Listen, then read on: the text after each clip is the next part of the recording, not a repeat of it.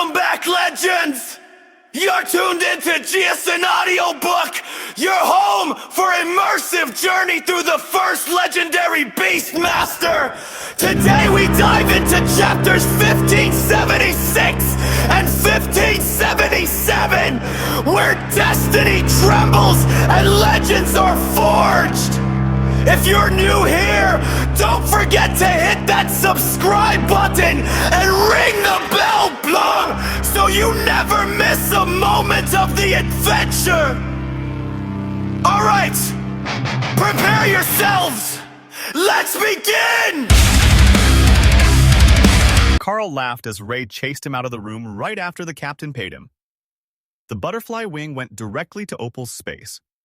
The butterfly was just finishing her understanding of the fundamental rule of illusion, which made it the perfect time for her to trigger an evolution along with her advancement.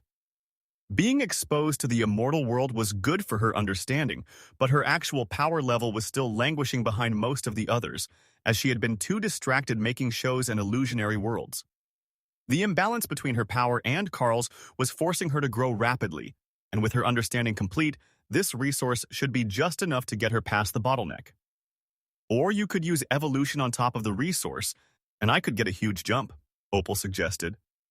Carl checked the requirements for evolution and found that the butterfly wing really could be used to evolve Opel into a forest trickster butterfly. It was listed as a fact species with an innate potential of low legendary status.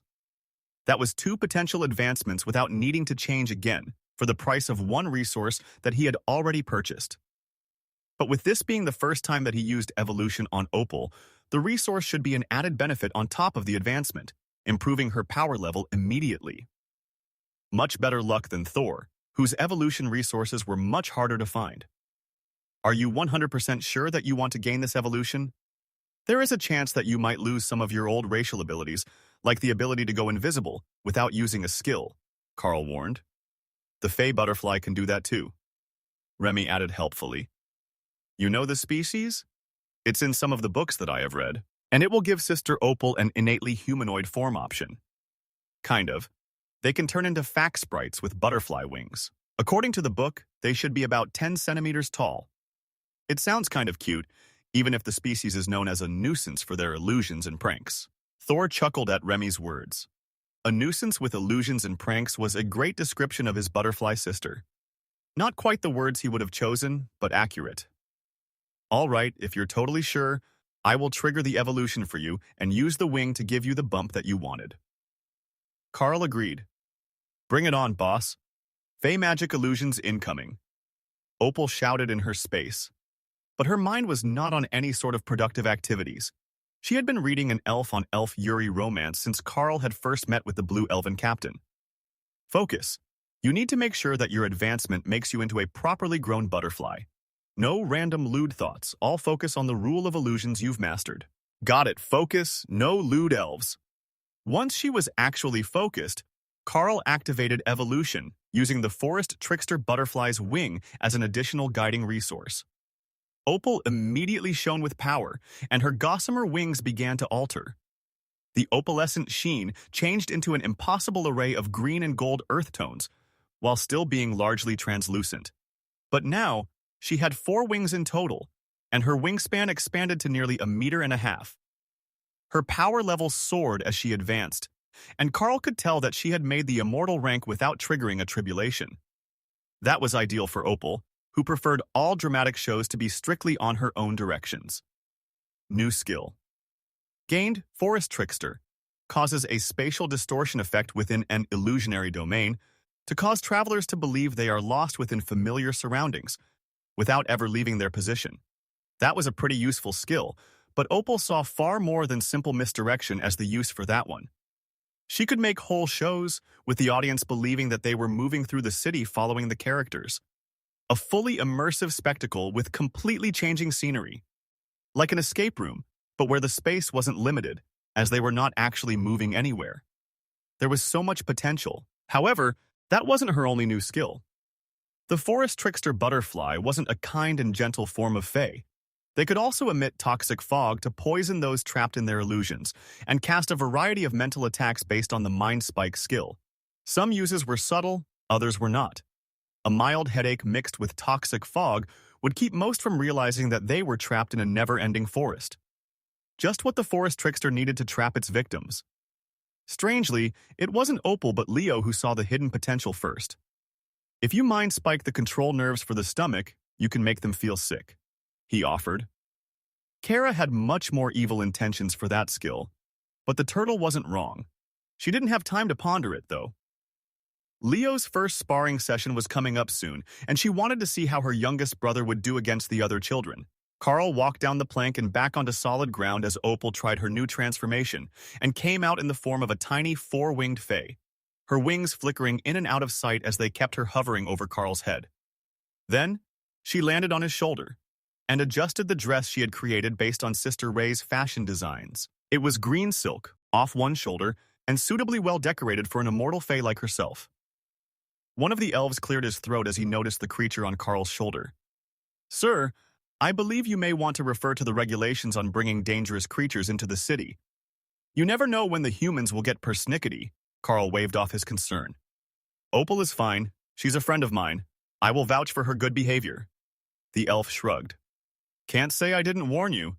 Did you still want to buy anything? We've got most of the shipment out on display now. I will take it that your poker game didn't go well if you're out so fast." "Actually, I made money, but the captain had something she wanted to trade me, so I left the table early." That was unexpected. Normally, the sailors would have cleared out the humans before they left the table. Not many would win in a game against them unless it was through pure blind luck. That was what made it fun. Carl turned to the shelves of goods that the sailors had brought in and found that there were dozens of rare plants, seeds for immortal world resources, and other curiosities that weren't things he could make for himself. The tiny world and the beast spaces all needed upgrades to their biome, and some new plants were never a bad option. Almost everything that they had was brought from the mortal world, and for Remy in particular, that was no longer going to be sufficient. She needed new alchemy resources for her work, and if she didn't grow them herself, they were both expensive and annoying to get. Whoever thought that needing to go to the counter to buy things instead of having them ordered into your alchemy lab was a good idea needed a good slap, especially now that she was a tiny snake again. Her lamia form risked being stepped on all the time if she wasn't flying, and she liked the feel of ground under her scales. What she needed was an apprentice. She could send apprentices to go get things on her account. Unfortunately, most of the bunnies were afraid of snakes, an innate aversion to venomous creatures. So, while they would bring her things she asked for, they didn't come to seek her out the way that they came looking for Carl. Opel fluttered around Carl's head as she realized that she could help with this. If she cast an illusionary domain around Remy, she wouldn't risk being stepped on as she traveled. Others would simply step from one side of the illusion to the other. Or she could just send her bodyguards to go get her stuff. Thor noted. Right. Why hadn't she thought of that? They were perfectly good assistants, but she hadn't had them out since she arrived in the immortal world. She was slacking, forgetting everything but her alchemy work. At immortal rank, the bodyguards were very similar to their old appearance, four-armed Naga warriors with simple golden armor on blue bodies. But now, they had the option to wear accessories and other gear. They could always use weapons that weren't part of the spell, but they didn't benefit from other gear. It was just a decoration if they put it on. Now, she could load them up with good stuff from Carl's stockpile of stuff, and they would be extra effective combatants. Remy didn't expect anyone to challenge them, though. Picking fights with random Naga warriors was a quick way to end up in pain. The staff at the counter did a double take as the Naga slid in the back door and took his place in line, holding a piece of parchment in one of his hands. "Sir, is there something we can help you with?" the clerk asked, wondering where this burly Naga had come from. "Miss Remy asked us to get her ingredients. I have a note. I need stuff. Put it on my account." Then a list of common alchemy plants, with Remy's signature at the bottom. The clerk laughed at the terrible handwriting on the note.